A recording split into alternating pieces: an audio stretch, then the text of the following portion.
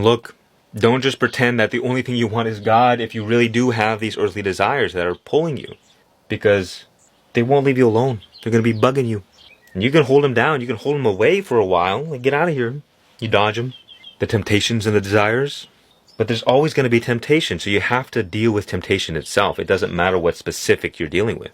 You have to learn how to become untemptable by becoming free from its illusion. Because if somebody handed you garbage and said, eat this, you wouldn't do it. Because it's so obvious. You're aware of the true nature of that thing. But if somebody hands you a cookie, you're like, okay, let me eat it. Because the cookie is garbage disguised as something tasty. So you get the temporary pleasure, but then you feel bad afterwards.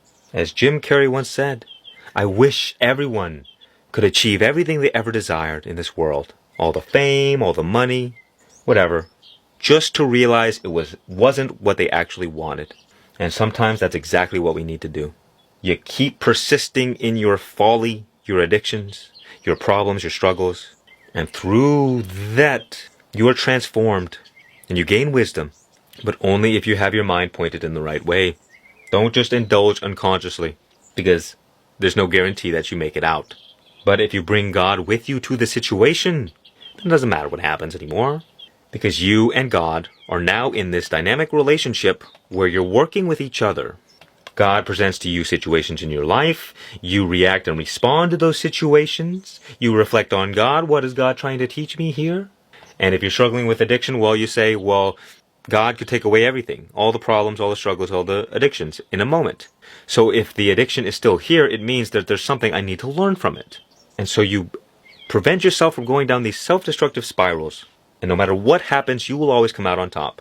Because your mind is pointed in the right direction. You're no longer wallowing in suffering, but you're aware of the suffering that the temporary pleasures cause you. And until the negative side effects outweigh the positive so-called benefit, you will not let go. So long as you think there's something to get, you will continue indulging in that behavior. And until you realize that there's nothing good, for the most part, you won't give it up. And we usually don't realize that until we've experienced enough suffering. Lots of pleasure up front, and the more you engage in it, the less pleasure it is and the more painful it is. Which is why people need to hit rock